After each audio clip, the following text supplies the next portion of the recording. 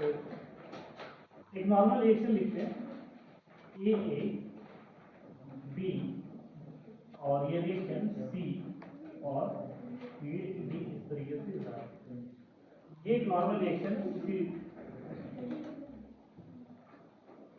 Equilibrium constant के types पढ़ने वाले हैं। टाइप्स दैट इज अलग अलग तरीकों से हम लोग देखेंगे। तो सबसे पहला जो हम लोग बात करने वाले हैं वो इन टर्म्स ऑफ मोल्स, जिसको हम लोग कहते हैं Kn। इन टर्म्स ऑफ अगर मोल्स अगर हम लोग यहाँ पर देखें तो Kn will be equal to equilibrium constant क्या होता है, तो that is the concentration of product divided by concentration of reactant. तो ये हो जाएगा आपका मोल्स ऑफ C का power C and the moles of D का power D divide by moles of A का power A and the moles of B का power B। तो ये Kn that is equilibrium constant in terms of moles के बारे में होता है। सेकेंड वन है इन टर्म्स ऑफ कंसंट्रेशन, और कंसंट्रेशन के टर्म्स में अगर लिखते हैं तो Kc कहते हैं। कंसंट्रेशन के टर्म्स में Kc होगा और Kc will be equal to concentration that is mole per litre. तो C को हम लोग इस तरीके से लिखेंगे, C का पावर C, D का power D divide by E का पावर E एंड B का पावर D। ये इन terms of concentration. Third one that is in terms of partial pressure, in terms of partial pressure, और हम लोग यहाँ पर ले रहे हैं Kp। Basically it is applicable for the gases system. Partial pressure कभी भी सॉलिड या लिक्विड का नहीं होता, तो हम लोग गैसेस के लिए अप्लाई करेंगे पार्शियल प्रेशर। तो पार्शियल प्रेशर के लिए अगर Kp की बात करें तो in terms of partial pressure होगा तो Kp will be equal to C, अगर गैस के फॉर्म में है तो पार्शियल प्रेशर ऑफ C का पावर क्या हो जाएगा C, partial pressure of D का power D, partial pressure of A का power A and the partial pressure of B का power B। And the last one that is in terms of mole fraction, in terms of mole fraction तो Kx कहते हैं। तो Kx की अगर हम लोग बात करें, it will be equal to mole fraction of C का power C into mole fraction of D का power D, mole fraction of A का पावर A और mole fraction of B का पावर B। तो ये टोटल 4 इक्विलिब्रियम कांस्टेंट के यहाँ पे टाइप्स हैं, और ये हमारे सिलेबस में जिसमें सबसे ज्यादा आपको मिलेगा Kp और Kc। Km भी कम है, इवन एनसीईआरटी में ये मेंशन में नहीं है, और मोल फ्रैक्शन भी मेंशन में ये है। लेकिन सबसे ज्यादा एप्लीकेशन जो होता है वो Kp Kc, और इनका जो रिलेशन होता है वो Kn। अगर एक चीज सीख जाओगे तो फिर बाकी सारी चीजें आराम से कर लो। अगर हम यहाँ पे बात करें यूनिट का, तो यूनिट क्या होगा, जैसे ये मोल्स का पावर C हो जाएगा, ये मोल्स का पावर D, मोल्स का पावर A और ये मोल्स का पावर B। तो इसका जो यूनिट होगा Kc Kn का वो क्या हो जाएगा, मोल का power C plus D minus A plus B होगा। एक बार सोचो, मान लो कि ये 2 मोल है और ये स्क्वायर में है, ये 3 मोल है क्यूब में है, तो यहाँ पर ये मोल का पावर क्या होता है, जो भी इसके स्क्वायर में ले जाओगे तो इस तरीके से, तो ऊपर निकल जाएगा C प्लस B और नीचे क्या हो जाएगा A B को ऐड करके माइनस कर दो, इसलिए C प्लस B। ये कंसंट्रेशन है। कंसंट्रेशन का यूनिट क्या होता है, मोल पर लीटर। तो यहाँ पर भी हम लोग वही लिखेंगे, मोल पर लीटर। ऊपर में यूनिट क्या हो जाएगा C प्लस D, और यहाँ पर हाँ उसको लिख सकते हैं C plus D minus A plus. Kp in terms of partial pressure, partial pressure either हम लोग किसमें ले सकते हैं, मोल्स उसमें एटीएम या पास्कल के फॉर्म में। तो मान लो कि एटीएम के फॉर्म में लेके चल रहे हैं, एटीएम ये क्या हो जाएगा, C plus B minus A plus B होगा, यस नो। इस तरीके से हम लोग इसका क्या हो जाएगा, मोल फ्रैक्शन का यूनिटलेस, ये खुद यूनिटलेस है तो इसका कोई पावर नहीं होगा, तो इसका अपना कोई एक यूनिट नहीं होगा। तो ये डिफरेंट अलग अलग चीजें हैं और उसके बारे में हम लोग यहाँ पर देखेंगे।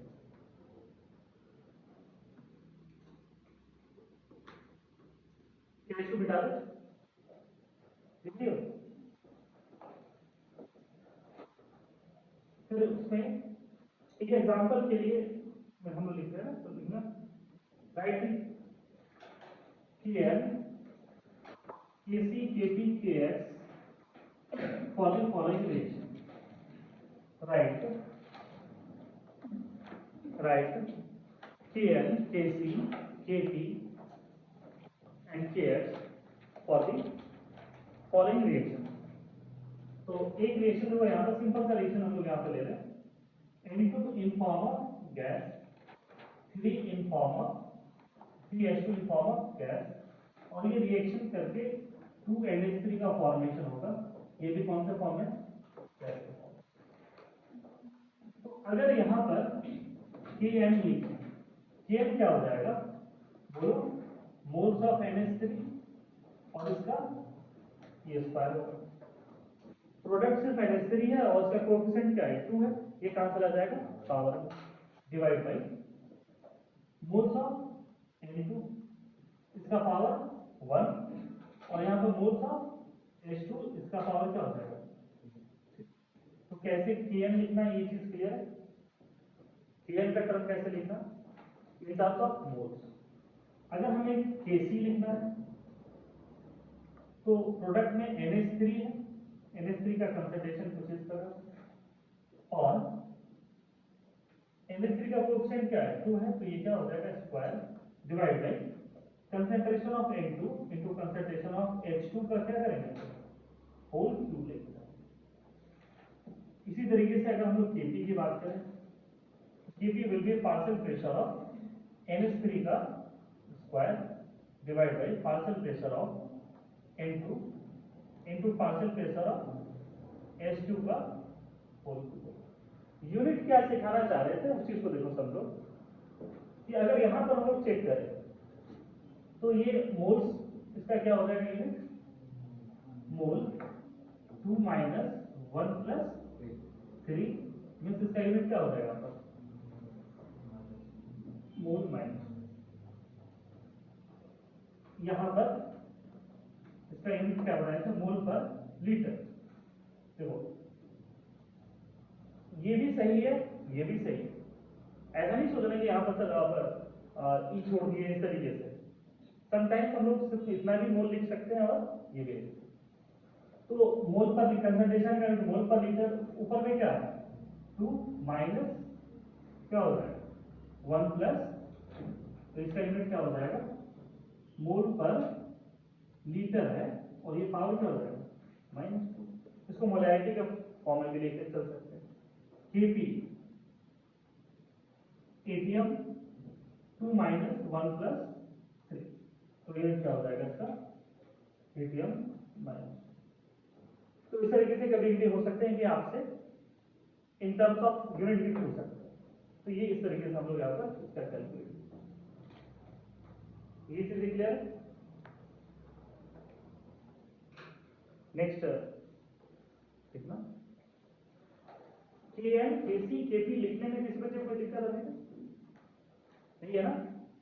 नेक्स्ट लिखना, right Kn Kc Kp for the following reaction, right ये दूसरे रिएक्शन के लिए तो सर Kg लिखना है, right Kc Kp Kn for the following reaction, following reaction.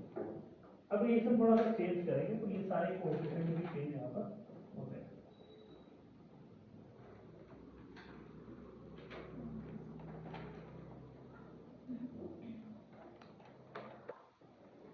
Reaction देखो क्या चेंज कर रहे हैं, NH3 गैस के फॉर्म में, और ये डिसोसिएट हो रहा है half N2 gas and 3/2 H2 ये बैलेंस रिएक्शन है, और इनका Kn कैसे इस तरीके से कैलकुलेट कर रहा है। तो Kn, अब इस केस में प्रोडक्ट क्या हो गया N2 और H2, तो यहाँ पर हम लोग लिखेंगे N2 का पावर क्या हो जाएगा, Kn है सॉरी, तो इसको मोल्स का टर्म लिखेंगे ना, तो ये मोल्स ऑफ N2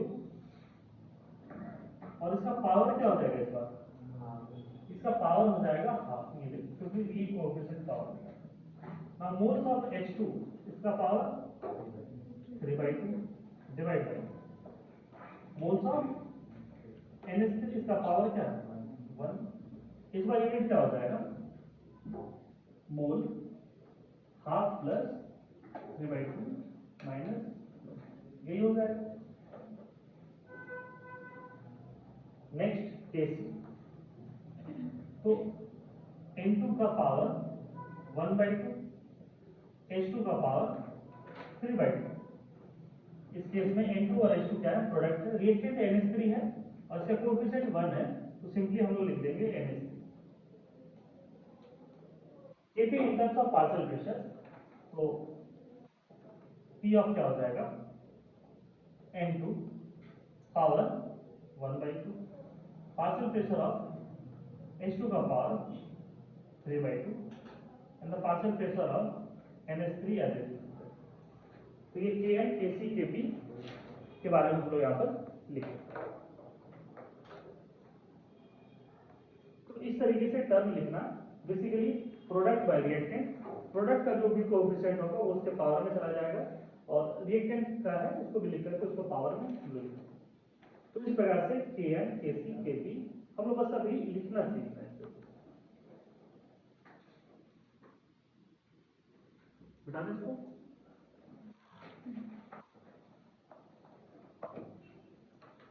लिखना, नेक्स्ट टॉपिक लिखना रिलेशन बिटवीन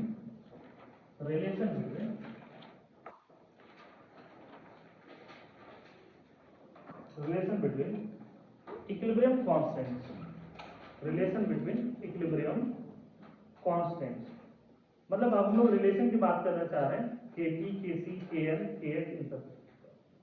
तो सबसे फर्स्ट में लिखना Kc and Kn, the relation between Kc and Kn, Kc और Kn के बीच में रिलेशन की अगर हम लोग बात करते हैं तो Kc is equal to concentration of C का पावर C, B का पावर B और A का पावर A और B का पावर ये भी A होगा। कंसंट्रेशन इज इक्वल टू क्या होगा, concentration is equal two moles by volume होता है। तो इस टर्म को हम लोग ऐसे लिख सकते हैं moles of C by B का power C। Similarly for D, moles of D by B का power Kp divide by moles of A का पावर V और ये A, मोल्स ऑफ B का पावर V और बाय। तो equilibrium कभी भी कहां पर होता है, क्लोज वेसल में। क्लोज वेसल का अपना वॉल्यूम क्या होगा, फिक्स्ड होगा। तो V मतलब ये अलग अलग नहीं होगा कि VC VD इस तरीके से, और यहाँ पे वॉल्यूम कॉमन दिखाई दे रहा है, तो इसको हम लोग ऐसे लिख सकते हैं मोल्स ऑफ C का power C, moles of D का पावर यहाँ पर B, और ये 1/B का पावर क्या हो जाएगा C प्लस D होगा न्यूमरेटर में, डिनोमिनेटर में क्या हो जाएगा मोल्स ऑफ A का power A, moles of B का पावर B, और ये 1/B इसका पावर क्या हो जाएगा C प्लस D। ये कौन सा टर्म है बताओ, ये कौन सा टर्म है Kn, और ये इसको हम लोग ऐसे लिख सकते हैं 1/B का power C plus B minus A plus B, और बेसिकली सी प्लस बी और ए बी है क्या, डेल्टा है। तो यहां से ये एक रिलेशन आता है। केसी कैलकुलेट करने के लिए हम कुछ न्यूमेरिकल्स वगैरह सॉल्व करेंगे। तो नॉर्मली क्या होता है कि कंसंट्रेशन करके बनाते हैं, इसमें न्यूमेरिकल हमेशा आपका लेंथी बनेगा। तो ये चीजें ना करके हम लोग कोशिश करते हैं केसी equal to K N one by B का डेल्टा ये इंजीत करते हैं। कोई दिक्कत लिखो।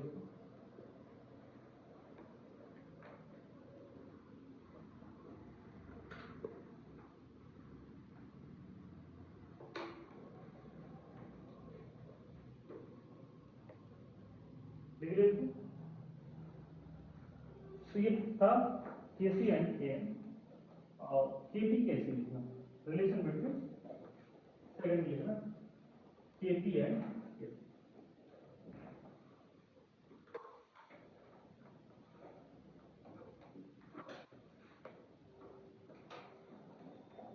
Relation between Kc from the ideal classification PV equal to क्या होता है NRT.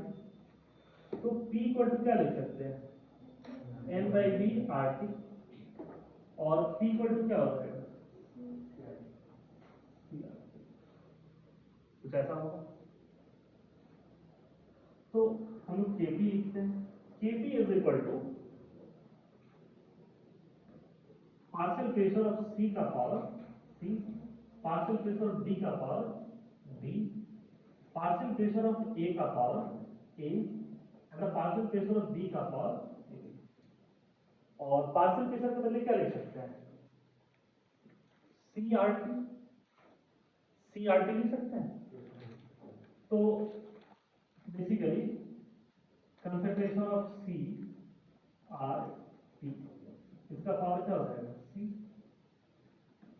Concentration of D R T इसका power D divide by concentration of A R T का power A and the concentration of B R T का power. अगर R is universal gas constant तो सभी cases में are बराबर होगा। दूसरा, जब रिएक्शन कर रहे हैं तो टेम्परेचर भी जो ए के लिए होगा वही बी के लिए होगा।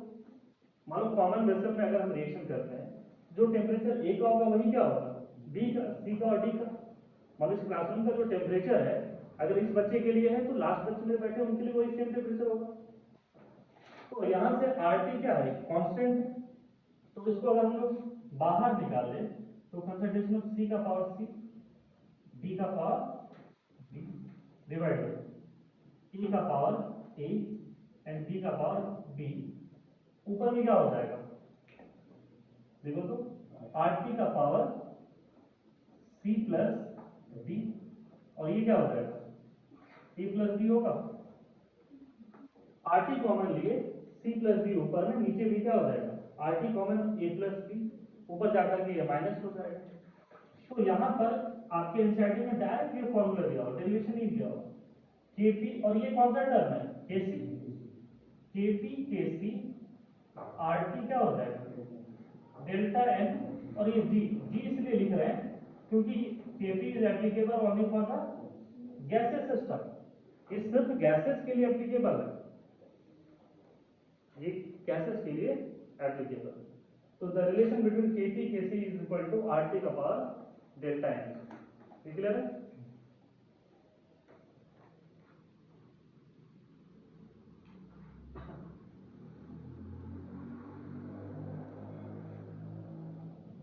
Third, relation between KP and KL, relation between KP and KL. तो हम लोग को ये चीजें पता है कि partial pressure is equal to mole fraction into P total. ये Dalton law of partial pressure में एक हम पढ़ा चुका है, partial pressure is equal to mole fraction into P total. तो अगर केपी की बात करें तो केपी किसके बराबर होगा partial pressure of C, partial pressure of C का पावर सी, डी का power D, partial pressure of A का power A and partial fraction of B का पावर। पार्शियल फ्रैक्शन को क्या लिख सकते हैं, mole fraction into total fraction, yes no. और मोल फ्रैक्शन को क्या लिख सकते हैं, जो भी मोल्स ऑफ सब्सटेंस होगा डिवाइड बाय एन टोटल, और ये पी टोटल लिख सकते हैं। Mole fraction is moles of particular gas by total moles into क्या होता है, पी टोटल। तो यहां पर उसी चीज को हम लिख सकते हैं, moles of C by N total, P total का पावर सी होगा। Partial pressure of C is equal to क्या है, moles of C by N total and P total इसका power C. Next moles of T by N total, P total इसका power क्या हो जाएगा, D. Similarly partial pressure of A will be moles of A by N total, P total का power ए हो जाएगा। और partial pressure of B will be moles of B by N total, P total इसका power क्या हो जाएगा बताओ, ये डी हो जाएगा। P total by N total constant दिखाई दे रहा है, P total by N total. तो इसको हम लोग ऐसे लिख सकते हैं, मोल्स ऑफ सी का power C, moles of D का power D, moles of A का power A and moles of B का पावर बी। और finally P total by N total इसका power C plus D minus A plus B. तो P total by N total common ले लो तो ऊपर में सी प्लस क्या हो जाएगा, D divide by A plus B. तो फाइनली इसको हम लिख सकते हैं, P total by N total is equal to C plus D minus A plus B. और उसको हम फाइनली क्या लिखते हैं, तो लिख देते हैं एकदम बढ़ा करके, डेल्टा एन की हम लिखना चाह रहे थे, ये कुछ ऐसा। ये टर्म क्या है, के एन। तो finally K P is equal to K N, P total by N total का पावर डेल्टा एन। ये फॉर्मूला सिर्फ आपको स्टैंडर्ड बुक में मिलेगा, आपको एवरेज बिलो एवरेज बुक में ये फॉर्मूला नहीं मिलने वाला। जो स्टैंडर्ड बुक है जैसे एटकिंस है, सिंगेज है, वो इसमें ही मिलेगा। और ये फॉर्मूला इतना इंपॉर्टेंट है कि ली चैटलर प्रिंसिपल के मैक्सिमम क्वेश्चन इससे बनते हैं। ली चैटलर प्रिंसिपल पढ़े होंगे, कुछ हवा नहीं लगा होगा, नाम भी पहले हो सकता है पहली बार सुने होंगे, लेकिन ली चैटलर प्रिंसिपल एकदम आसान तरीके से समझा देंगे कि कैसे हम लोग कैलकुलेट करते हैं। तो वो इसी फॉर्मूला से आसानी से कैलकुलेट हो। तो ये एक रिलेशन समझ में आपको, केपी केसी, केपी केएन और केएन के, लिख लिया इसको, बता दें।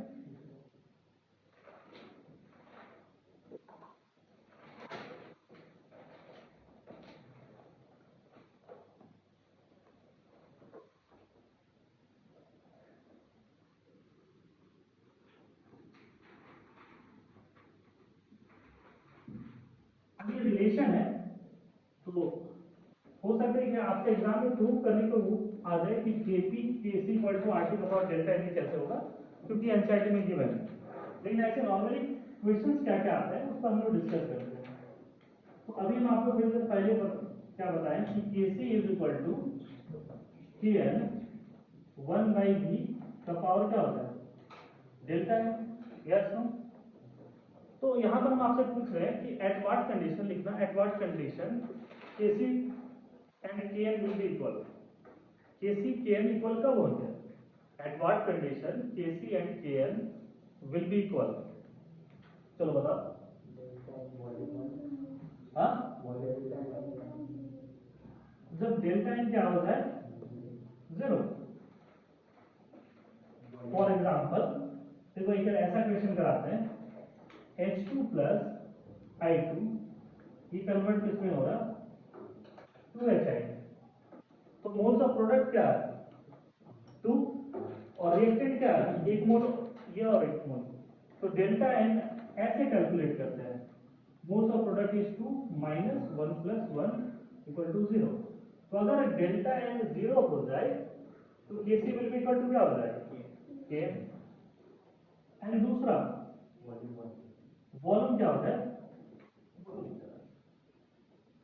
तो इन दोनों कंडीशन पर Kc एंड Kn बराबर होते हैं। और ये तुम्हें न्यूमेरिकल बनाने में बहुत हेल्प करेंगे। Kn निकालना सबसे आसान है और Kc में क्या होगा, कैलकुलेशन बढ़ेगा। तो अगर कहीं आपको दिख जाए कि वॉल्यूम 1 लीटर है तो Kn निकाल लो, वही Kc हो जाएगा।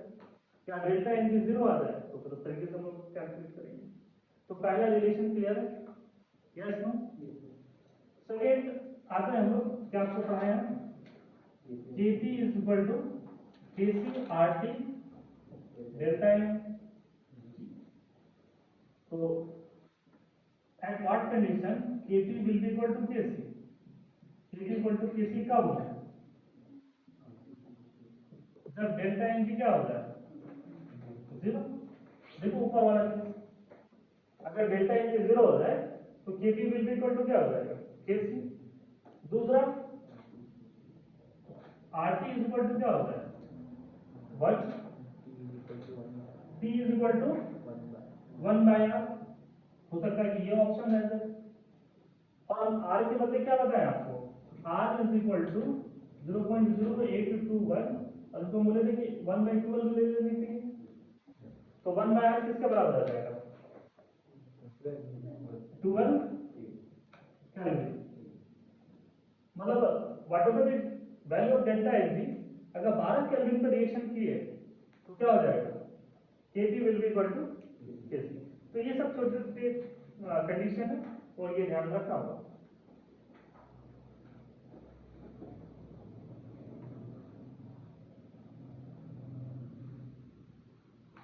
And third Kp is equal to Kn P total by N total. ये ऐसे इसके पूछने के चांसेस कम है, सबसे ज्यादा इंपॉर्टेंट ये वाला होता है, ठीक है। तो Kp equal to Kn P total by N total का power delta Nc। At what condition Kp will be equal to Kn, क्या होगा जब डेल्टा Nc क्या हो जाए 0। दूसरा ratio of P total by N total is equal to 1। The ratio of P total by N total equal to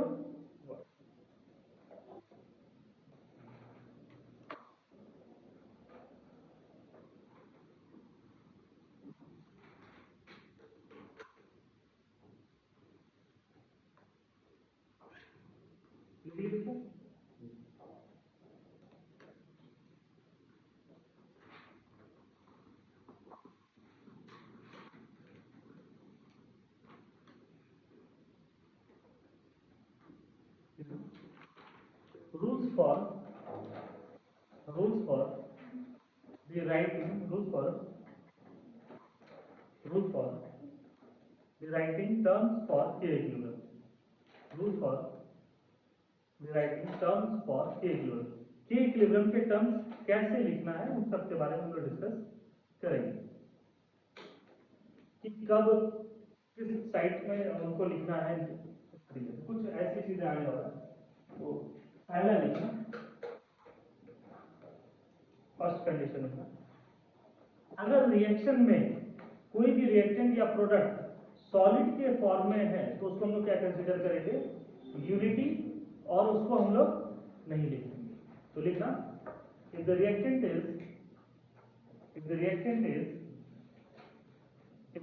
is in form of, क्या लिखना है लास्ट क्लास में हो गया यस नो, क्योंकि सब 20 बच्चे हैं ना, पहले भी किए हुए हैं। हाँ इसमें नहीं करा है ना, शाम में वो अलग है, तो उससे क्या मतलब है। मान लो उस बच्चे को उसके क्लास ले लिए तो उसको हम लोग को ना पढ़ाया क्या, हाँ फर्स्ट क्लास में देखो कि ये सब लिखा है कि सॉलिड में कब होगा तो नहीं लिखेंगे, मतलब ठीक पिछले क्लास में। फाइन, तो अब हम लोग यहाँ पर बेसिक रूल्स लिखना, बेसिक रूल्स फॉर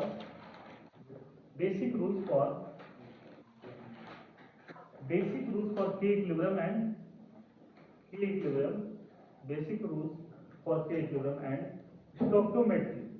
ये तो नहीं करा है. Basic rules for K equilibrium and stoichiometry. Stoichiometry में डिफरेंस लाने पर क्या क्या चीजें होता है उसके बारे में. तो अभी लिखना है, पहले समझो इस बात को. कोई एक रिएक्शन है ए से बी की तरफ जा रहा है, तो इसका K इक्विलिब्रियम क्या होगा बताओ तो. Concentration of B by concentration of A होगा. B is the product, A is the reactant.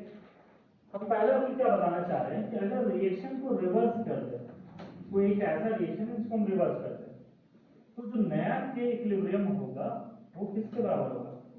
Concentration of A by concentration of B. और ये किसके बराबर है, 1 बाय K इक्विलिब्रियम होगा. देखो तो हम यहाँ पर एक पहला रूल क्या बताना चाह रहे हैं कि अगर किसी रिएक्शन को रिवर्स कर दिए तो K इक्विलिब्रियम जो होगा नया वाला वो पुराने का रेसिप्रोकल. तो पहला रूल लिखना, if you reverse a chemical reaction, if you reverse a chemical reaction, if you reverse a chemical reaction, then the new K equilibrium, then the new K equilibrium will be, the new K equilibrium will be the reciprocal of, new K equilibrium will be reciprocal of original reaction, or reciprocal of original reaction. ये इस चीज को लिख लो. ये original reaction है, reverse कर दिए, K equilibrium कहां चला गया उसके रेसिप्रोकल.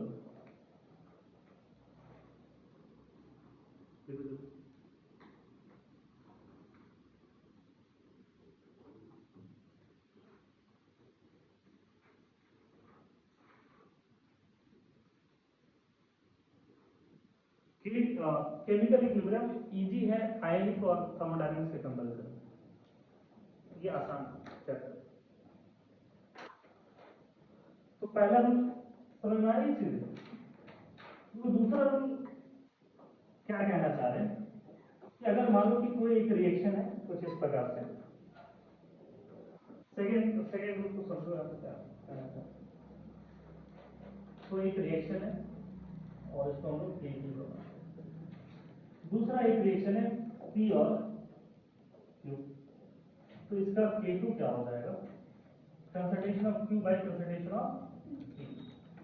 सेकेंड रूल में हम ये कहना चाह रहे हैं कि अगर दो रिवर्सिबल रिएक्शन को ऐड करते हैं तो ये क्या हो जाएगा A प्लस P, और ये कहां चला जाएगा B प्लस. तो इसका जो K इक्विलिब्रियम होगा वो किसके बराबर होगा, नॉर्मल तरीके से B इंटू Q डिवाइड में क्या हो जाएगा A इंटू, तो B बाई A क्या है K1,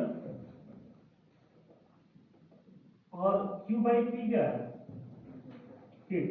तो देखो सेकेंड रूल क्या हम बनाना चाह रहे हैं कि अगर दो रिएक्शन को ऐड करते हैं तो उस रिएक्शन का जो K इक्विलिब्रियम होगा वो क्या होगा, प्रोडक्ट ऑफ प्रीवियस रिएक्शन. तो सेकेंड स्टेटमेंट लिखा, if we add two reversible reactions, if we add two reversible reactions, if we add two reversible reactions, then the new K equilibrium, then the new K equilibrium will be the product of previous reactions, product of previous reactions. दो reaction को add कर रहे हैं तो जो नया K equilibrium आया वो किसके बराबर है, K1 इंटू K2. तो वही कह रहे हैं कि दो रिएक्शन को ऐड करोगे तो इक्विलिब्रियम कांस्टेंट को भी क्या करोगे, मल्टीप्लाई करोगे. उसके बाद ये कुछ इसी प्रकार की चीजें हम लोग थर्मोकेमिस्ट्री में पढ़े थे. रिएक्शन रिवर्स कर रहे थे तो वहां पर मैग्नीट्यूड सेम रहा था, साइन चेंज कर जा रहा था. दो रिएक्शन को ऐड कर रहे थे, एंथैल्पी ऐड कर रहे थे. और किसी नंबर से मल्टीप्लाई कर रहे थे तो एंथैल्पी को मल्टीप्लाई करना पड़ता था। तो 3 रिएक्शन थर्मोकेमिस्ट्री में पढ़े थे और 3 रिएक्शन रूल यहाँ पर बेसिक पढ़ेंगे के इक्विलिब्रियम के।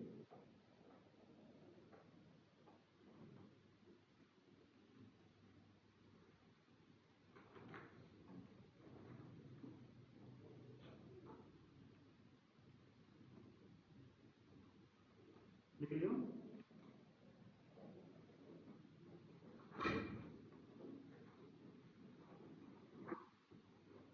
थर्ड एंड लास्ट रूल देखो क्या कहना चाह रहे हैं कि अगर कोई एक रिएक्शन है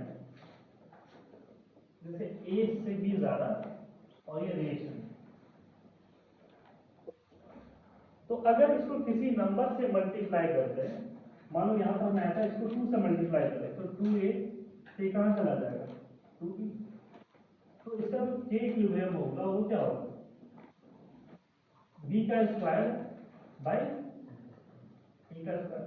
ये बेसिकली क्या हो गया k1 का स्क्वायर होगा। अगर मान लो इस रिएक्शन को हाफ से मल्टीप्लाई करें तो क्या हो जाएगा a/2 और ये क्या होगा b/2।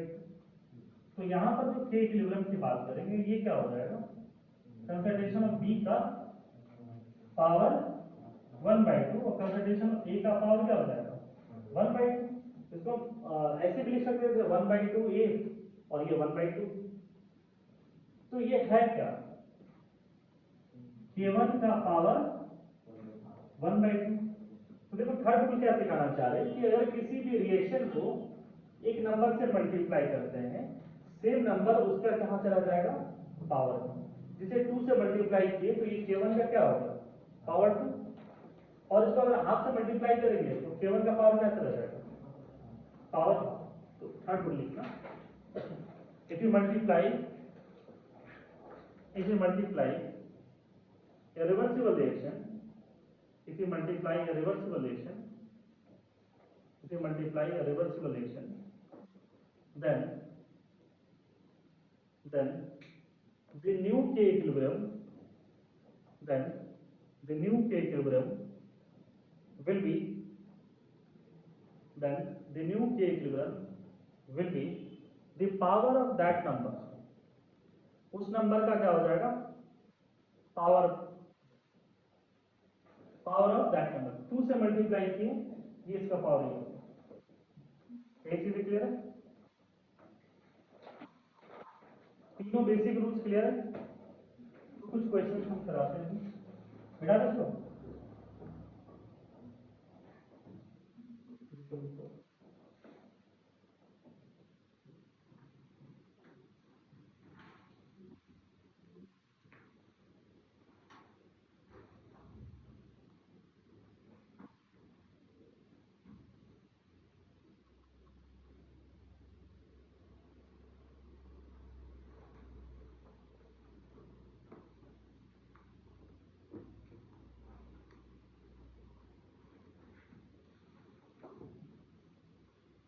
कोई हाइपोथेटिकल क्वेश्चन कराते हैं,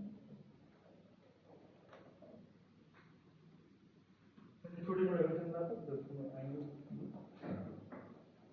मान लो कि कोई रिएक्शन है ए से 2b तक और p का वैल्यू उसका 100 है, और दूसरा रिएक्शन है 2c से 4d का और k इक्विलिब्रियम इसका मान लो 64। पहला आपको बताना है कि 2a से 4b जाएगा तो इसका k इक्विलिब्रियम क्या होगा। हाँ 2a से 4b जाएगा तो k इक्विलिब्रियम क्या हो जाएगा। इस रिएक्शन को हम क्या करेंगे 2 से मल्टीप्लाई करें तो k इक्विलिब्रियम भी क्या हो जाएगा 100 का पावर 2, ये क्या हो जाएगा समझ में आई चीज। सेकेंड हम ये पूछ रहे हैं कि 2b से या b से a/2 जाता है तो k इक्विलिब्रियम क्या होगा।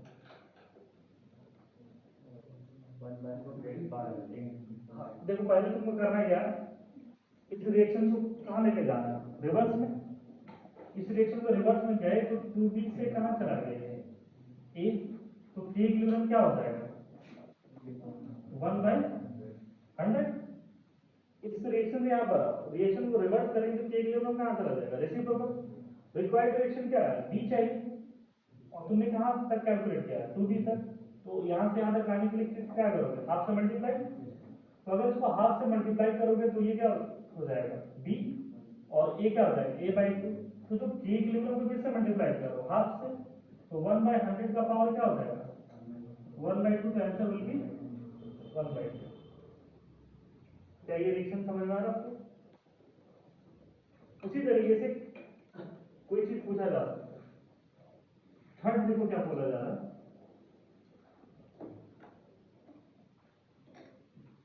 टू डी प्लस 2b और c प्लस a/2 का वैल्यू बताना। कोई एक ऐसा रिएक्शन है 2d 2b, तो हमने जो गिवन रिएक्शन दिया वो 2d किस साइड है प्रोडक्ट में, यहाँ किस साइड है रिएक्टेंट में। तो क्या करोगे इसको रिवर्स, तो इसको रिवर्स किए तो 4d से कहाँ चला गया 2c, k इक्विलिब्रियम क्या हो जाएगा इसका 1/64 होगा। तुमको चाहिए क्या 2d, तो हाफ से मल्टीप्लाई करोगे तो ये क्या हो जाएगा 2d से c 1/64 का पावर क्या हो जाएगा 1/2। तो ये आ गया तुम्हारा एक टर्म आ गया। दूसरा तुमको क्या चाहिए 2b, इस रिएक्शन को क्या करोगे रिवर्स कर दो, तो 2b से ये कहाँ जा रहा है ये, तो k इक्विलिब्रियम क्या हो जाएगा 1/100। अभी दोनों रिएक्शन को ऐड करो तो फाइनल क्या आ रहा है 2d प्लस 2b, इधर से क्या आ रहा है c प्लस e/2। यहाँ पर 2b से ये ए होगा। तो यहाँ पर हम क्या कर रहे हैं इन दोनों रिएक्शन को ऐड कर रहे हैं, ऐड करें तो k इक्विलिब्रियम क्या करना पड़ेगा मल्टीप्लाई। तो ये आ जाएगा 1/100 into 1/8, that is k equilibrium is 1/800। Third number कैसे सॉल्व किया ये चीज क्लियर है। तो ऐसे क्वेश्चन मिलेंगे आपको बहुत सारा, एनएसटी की किताब में भी मिलेगा या किसी भी कोचिंग के मटेरियल में मिलेगा। रिएक्शन रिवर्स करने वाले बेसिक है फंडामेंटल है, लेकिन ऐसे क्वेश्चन बार बार आते हैं। इजी भी लगा होगा, बहुत ज्यादा टफ नहीं लगा होगा। तो ऐसे क्वेश्चन में आपको फोकस करना है कि रिक्वायर्ड रिएक्शन क्या है, कौन रिएक्टेंट में है कौन प्रोडक्ट में है, तो उसी के अकॉर्डिंग इसको इंटरचेंज करना। ये इस तरीके से चीजें कर लोगे इसको।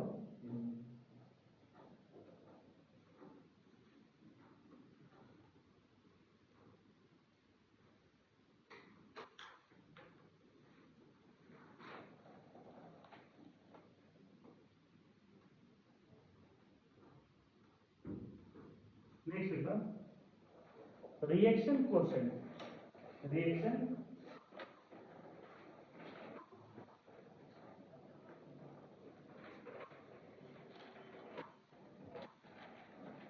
रिएक्शन क्वेश्चन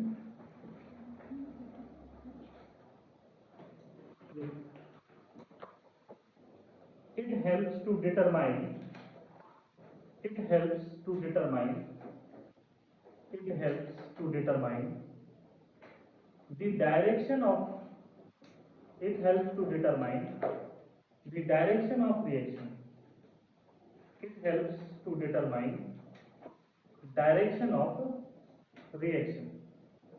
ये रिएक्शन किस डायरेक्शन में जाएगा ये उस चीज के बारे में बात कर रहा है। रिएक्शन कोएफिशिएंट और के इक्विलिब्रियम में डिफरेंस क्या है।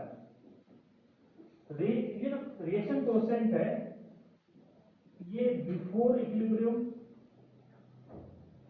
भी वैलिड है, ये आफ्टर इक्विलिब्रियम भी वैलिड है, बट के इक्विलिब्रियम ये कब वैलिड है ओनली एट इक्विलिब्रियम।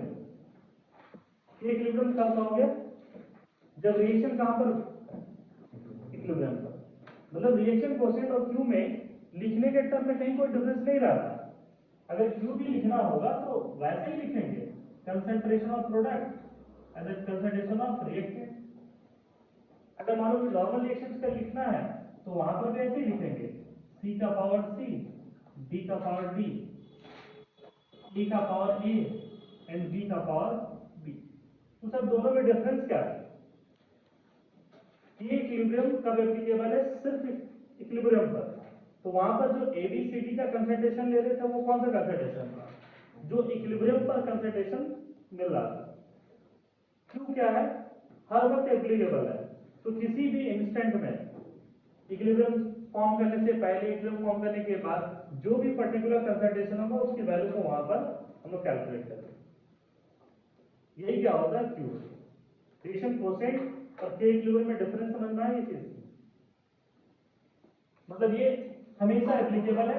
और जो पहला क्लास अटेंड किए होंगे उनको हम ये बताए नहीं होंगे, इसको हम कहते हैं कि LIC की तरह होता है ना, जिंदगी के साथ भी और जिंदगी के बाद भी। मतलब Q is applicable before the equilibrium and even after the equilibrium. तो ये उस तरीके से हम लोग बात कर रहे हैं। और मेडिक्लेम कब एप्लीकेबल होता है? जब कोई हॉस्पिटल में एडमिट होता है। दैट इज के इक्विलिब्रियम कब एप्लीकेबल होगा? जब इक्विलिब्रियम पर। इस तरीके से तो उसी चीज के बारे में हम लोग अब देखेंगे कि सर ये डायरेक्शन कैसे बताता है। तो डायरेक्शन देखो, यहाँ पर एक चीज हम बात करते हैं कि मानो कि ये तुम्हारा घर, ये ट्यूशन सेंटर, तो ये तुम्हारे लिए यही क्या हो गया? इक्विलिब्रियम हो गया। घर से जैसे अगर निकले तो किस पोजीशन पे पहुंचे, तो ड्राइवर को क्या बोलोगे? थोड़ा और आगे लेके चलो। मतलब पहली बार ड्राइवर आता तो क्या बोलोगे? मतलब टुवर्ड इक्विलिब्रियम। तो उसको क्या कह रहे हो? Forward direction. मान लो कि ऐसा है, ये पहला केस है। दूसरा केस में है कि तुम इसको क्रॉस करके आगे चले गए, अब तुम इसको क्या बोलोगे? वापस आओ। तो क्यूसी इसी प्रकार से डायरेक्शन बताता है। क्यूसी इसी प्रकार से क्या होता है? डायरेक्शन बताता है। तो लिखना पहले लिखो, फिर समझाते हैं इसको। as equilibrium is the most stable form of any reaction, as equilibrium is the most stable form of any reaction,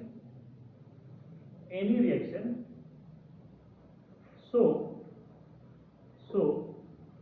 the equilibrium will try, so the equilibrium will try so the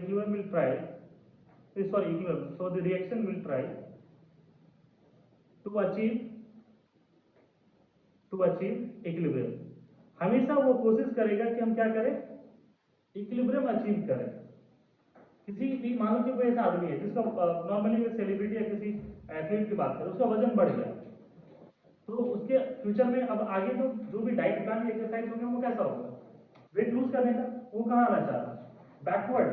वो क्या करना चाह रहा? बोलो, backward आना चाह रहा, अपना वेट लूज करना चाह रहा। मान लो कोई ऐसा आदमी है जिसका वजन क्या है, मान लो बीमार वगैरह हो गया तो वजन कम हो गया, तो अगला जो अब उसके कुछ दिनों का जो डाइट प्लान या एक्सरसाइज है वो कैसा होगा? फॉरवर्ड होगा, दैट इज वेट गेन करने का। इसलिए क्योंकि उसने अपने क्या किया, एक इक्विलिब्रियम पॉइंट को फिक्स कर दिया कि भाई ये इतना इक्विलिब्रियम पॉइंट होगा, तो दैट इज ये हमारा स्टेबल फॉर्म। उसी तरीके से हम लोग बात करते हैं, और ये नेचर का एक रूल होता है। जैसे है, कोई एक आदमी गया अभी और मान लो कि उसे कुछ फाइनेंशियल लॉस हो गया, जुआ खेल लिया, कैसीनो में चला गया, तो क्या हो गया? फाइनेंशियल लॉस हो गया। तो उसके अगले कुछ दिन की एक्टिविटी कैसा होगा? मनी सेविंग का, सो दैट कि उस पैसे तक क्या है? पहुंच जाए। मान लो दूसरा केस में ऐसा है कि वो लॉटरी में कुछ पैसे जीत गया, उसको कुछ पैसे मिल गया, मान लो वो नानी घर गया और उधर से बहुत सारे पैसे मिल गए, तो अब उसके अगली कुछ दिन की एक्टिविटी कैसा होगा? खर्च करने का। फिर कहाँ आना चाहेगा वो? इक्विलिब्रियम में फिर से भीख मंगे की तरह फिर से उसी पोजीशन पर आना चाहे। ये चीज बिहार में एक सुनील कुमार के बारे में हम कहते हैं, वो केबीसी में गया था, 5 करोड़ जीता और फिर वहीं पर आ गया ना। सुनील कुमार नाम था उसका, केबीसी में गया, कितना जीता? 5 करोड़। और अभी से फाइनेंशियल स्थिति क्या है? वही है जो 5 करोड़ जीतने से पहले था। मतलब वो इक्विलिब्रियम को फॉलो कर रहा। क्या वो किसको फॉलो कर रहा? इक्विलिब्रियम। अगर वो सिंपल सा, अगर वो फाइनेंशियल उसको पता होता तो वो 5 करोड़ उठा करके सीधे बैंक में सिर्फ MIS डाल देता, तो 7% के हिसाब से भी अगर देख लो तो उसको 35 लाख रुपए मिलते, मतलब 3 लाख रुपए पर मंथ उसको घर बैठ के उस पैसे से मिल जाता। कुछ नहीं करना, वो 5 करोड़ लेना है और उसको MIS में डाल देना, और MIS में डाल देगा तो उसको मान के चलो 7% भी अगर इंटरेस्ट जोड़ोगे तो 35 लाख रुपए होगा, 35 लाख को 12 में डिवाइड कर दो, 3 लाख रुपए। अभी कुछ लोग करते हैं फाइनेंशियल स्टेबिलिटी के लिए कि पैसे कमाए MIS में डाल दिए, और जो सैलरी वाले पर्सन नहीं है तो वो क्या करेंगे, उनको सैलरी आ उसी तरीके से। तो लेकिन जिसको इक्विलिब्रियम में जाना है वो क्या करेगा, पैसा उड़ाएगा। तो उसी तरीके से हम लोग रिएक्शन कोएफिशिएंट के बारे में भी वही चीज कहते हैं। अब समझो कि किसी रिएक्शन की बात करते हैं, वो A से B की तरफ जाना चाह रहा है, A से B की तरफ जाना चाह रहा है, और मान लो कि ये उसका क्या है, इक्विलिब्रियम पॉइंट पर। तो अगर Q का वैल्यू कम है K से, K इक्विलिब्रियम है ना, मान लो Q है और K से कम की वैल्यू है, Q एक ऑब्जर्व्ड वैल्यू है किसी भी इंस्टेंट पर। अगर Q का वैल्यू K इक्विलिब्रियम से कम आ जाए तो वो किस, मतलब इसका मतलब है कि Q का वैल्यू यहाँ पर है, अब वो किस डायरेक्शन में जाना चाहिए बताओ, forward to achieve the equilibrium. तो if Q is less than K, अगर K से कम है तो रिएक्शन किस डायरेक्शन में जाना चाहेगा, फॉरवर्ड में। क्यों, क्योंकि K इक्विलिब्रियम सबसे मोस्ट स्टेबल फॉर्म, ये क्या है उसका सबसे स्टेबल फॉर्म। अगर ऐसा है कि मान लो जाते हैं क्या और उससे आगे निकल गया, अब अगर वो आगे निकल गया इसका मतलब Q का वैल्यू जो है वो किससे ज्यादा हो गया, K से। अब वो क्या करेगा, रिवर्स आएगा। तो इस केस में कौन सा रिएक्शन होगा, तो तुमको ये पता चलता है ना कि कब मनी सेविंग करना है और कब खर्च करना। क्यों, इक्विलिब्रियम में लाने के लिए। जैसे कभी भी 2-3 दिन एंजॉय कर लिए तो पता चलता है बहुत एंजॉय कर लिया, पढ़ना चाहिए, तो इक्विलिब्रियम अचीव करने के लिए रिवर्स में। अब एक एग्जाम चल रहा है तो अभी तुम लोग खूब पढ़ रहे हो, तो पढ़ रहे हो तो फिर तुमको ऐसा फील आ रहा होगा कि हमको कुछ आराम करना चाहिए। जैसे आज ही एक 11th की स्टूडेंट मेरे पास आई, वो बोली कि सर एग्जाम के बाद एक सप्ताह क्लास बंद कर दीजिएगा। बोले क्यों, तो सर सोएंगे। मतलब उसको पता था कि भाई एग्जाम खत्म होगा हम क्लास फिर 11th के रिवीजन स्टार्ट करेंगे। तो वो एक्चुअली क्या है, वो भी बहुत बेचारी बहुत पढ़ रही है, तो वो कहाँ जाना चाह रही है, इक्विलिब्रियम, कि सर एक हफ्ते की छुट्टी दीजिएगा, हमने कहीं बाहर जाना है, तो नहीं सर सोना है। तो वो फिर से रिचार्ज होगी तो फिर से 12th का पढ़ाई उसका स्टार्ट हो जाएगा। तो ये रिएक्शन कोएफिशिएंट वाली चीजें क्लियर है। और अगर मानो कि Q इक्वल टू क्या आ जाए तो कहां जाएगा, फॉरवर्ड जाएगा बैकवर्ड जाएगा, कहीं नहीं जाएगा। क्या मतलब ये कहां पर आ गया, एट इक्विलिब्रियम पर आ गया, ये क्या हो गया, एट इक्विलिब्रियम। तो रिएक्शन कोएफिशिएंट किस प्रकार से डायरेक्शन बताता है, ये चीज क्लियर है। अगर Q का वैल्यू K इक्विलिब्रियम से कम हो, फॉरवर्ड, उससे आगे निकल गया तो बैकवर्ड, और ये केस तो नहीं मिलेगा आपको, क्योंकि ये केस आता है तभी तो इक्विलिब्रियम कहते हैं। रिएक्शन कोएफिशिएंट वाली चीजें क्लियर है। जैसे कभी ऐसा हो सकता है कि तुम Q कैलकुलेट किए तो 2 × 10⁻³ आएगा, और मानो कि K इक्विलिब्रियम उसका गिवन है 1.5 × 10⁻²। ये तुम कभी भी कैलकुलेट करोगे, ये कभी भी गिवन होगा, और तुमसे पूछा जाएगा predict the direction of reaction. तो Q बड़ा है या K इक्विलिब्रियम बड़ा है, K इक्विलिब्रियम बड़ा, मतलब ये छोटा, तो ये किधर किधर जाना चाहेगा, इसकी तरफ, तो रिएक्शन कैसा होगा, फॉरवर्ड। तो ये रिएक्शन वाला पार्ट क्लियर है। हाँ, तो यही K इक्विलिब्रियम में ऐसे क्वेश्चन आएगा कि Q आपको कैलकुलेट करना कैसे, तो concentration of product by the reactant and K equilibrium given होगा, कंपेयर करना है, और इस केस में ये क्या हो जाएगा, फॉरवर्ड रिएक्शन। और अगर मान लो कि ऐसा है कि Q अगला केस में ऐसा है कुछ 3 × 10⁻², तो इस केस में ये जो Q की वैल्यू है इससे क्या होगा ज्यादा, तो ये कौन सा रिएक्शन होगा, यहाँ पर ये बैकवर्ड डायरेक्शन होगा। तो ये इक्विलिब्रियम जो है पढ़ाने में थोड़ा सा अच्छा लगता है क्योंकि टफ टॉपिक भी है और प्रैक्टिकली बच्चा समझता है सब कुछ कि कौन फॉरवर्ड जाएगा कौन बैकवर्ड जाएगा किस तरीके से। तुम लोग का काम हो गया?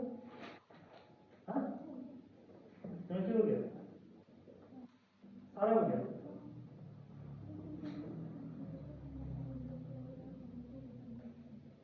पूछना प्रिंसिपल सर से कि अब क्या करना सर।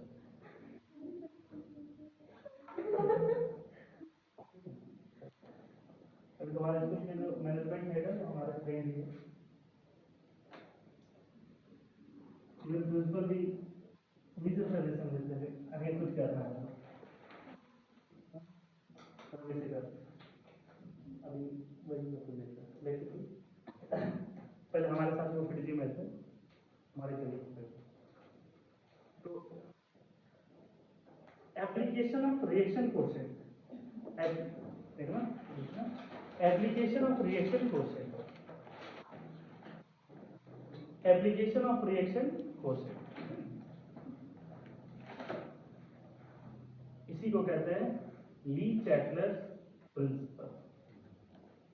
देखो ली लिख दें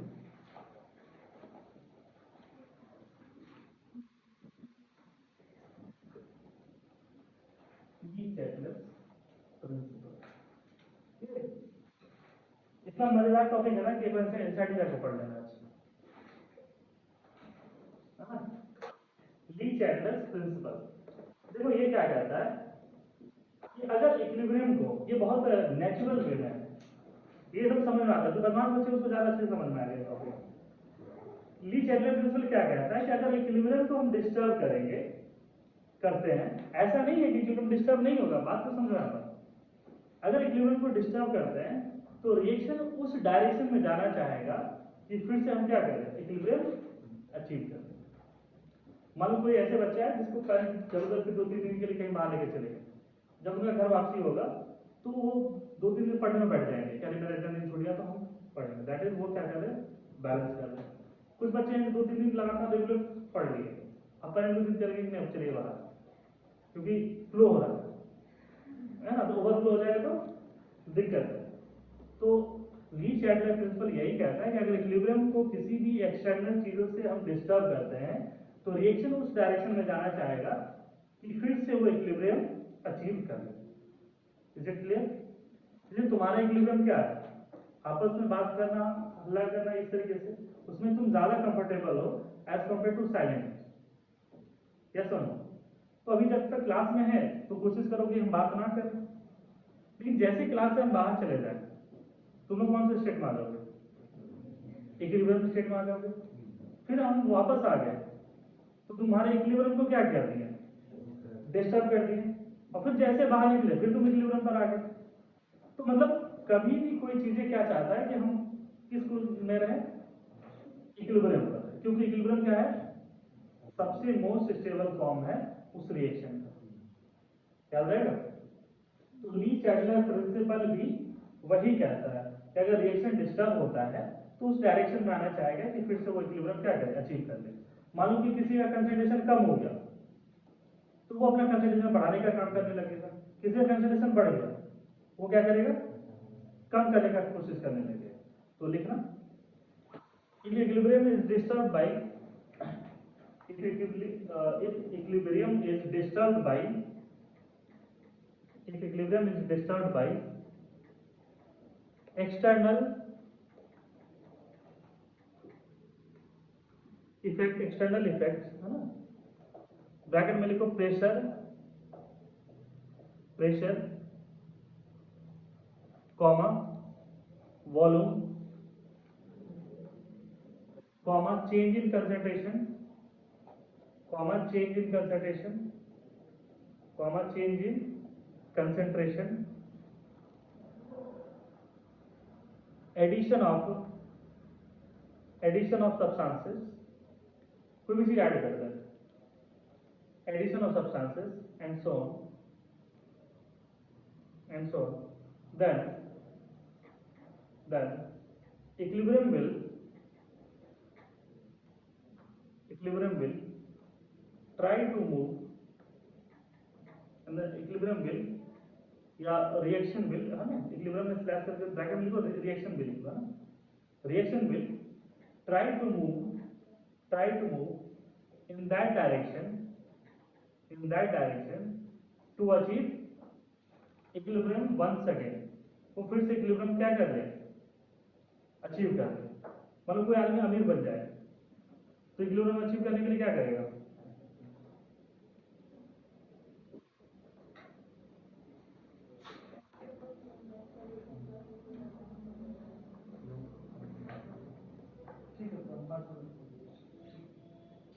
ठीक है। तो कभी भी क्या होगा, ऐसे क्लास में तो बताते हैं, ठीक है।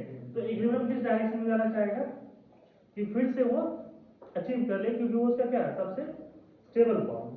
अब जैसे कोई सेम रिएक्शन की बात करते हैं, तो मान लो ए रिएक्ट कर रहा है बी के साथ में, सी और ए। तो अगर इसका इनिशियल कंसंट्रेशन ए और बी है, ये सब 0 तो क्या होगा, ये दोनों आपस में रिएक्ट करेगा और किधर की तरफ जाएगा, उधर की तरफ। तो कौन सा रिएक्शन होगा बोलो, फॉरवर्ड रिएक्शन। ए और बी है, ये सी मानो कुछ कंसंट्रेशन है, ये कुछ नहीं है, अभी भी किधर जाएगा, फॉरवर्ड। ए और बी है, ये कुछ नहीं है, ये डी है, तो ये कौन सा डायरेक्शन में जाएगा, ये फॉरवर्ड डायरेक्शन में जाएगा। क्योंकि ये बैकवर्ड तब आएगा ना जब ये दोनों चीजें रहेगा तो आपस में रिएक्ट करेगा। ये ले लिए बी कुछ नहीं है, ये सी और डी, रिएक्शन कैसा जाएगा, बैकवर्ड। सी और डी ले, इस बार एक नहीं है, बी ले ले, तो भी रिएक्शन कैसा आएगा, बैकवर्ड रिएक्शन। अगर मान लो कि सभी ले ले, ए ले ले, बी ले ले, सी ले ले और डी ले, ये सब अलग अलग एक्सपेरिमेंट्स हैं। अगर मान लो कि कभी भी हम क्या करें, ए बी सी डी सभी स्टार्टिंग में ले लें, तो रिएक्शन किधर जाएगा, तो मतलब हो सकता है कि ये फॉरवर्ड डायरेक्शन में भी चला जाएगा, ये बैकवर्ड डायरेक्शन, ये किसी भी डायरेक्शन में जा सकता है। क्या है, इसको लिख लो, मेनली इफेक्ट ऑफ कंसंट्रेशन वगैरह है, वो थर्सडे की क्लास करें, ठीक है। कल तो हम यहाँ नहीं रहेंगे, कल आउट ऑफ स्टेशन है, तो परसों आएंगे तो थर्सडे को क्लास, थर्सडे को क्लास नहीं है ना बाकी, हाँ। तो जो आज का जो टाइमिंग था वही रखेंगे, एक से 3 और फिर बैलेंस नहीं ना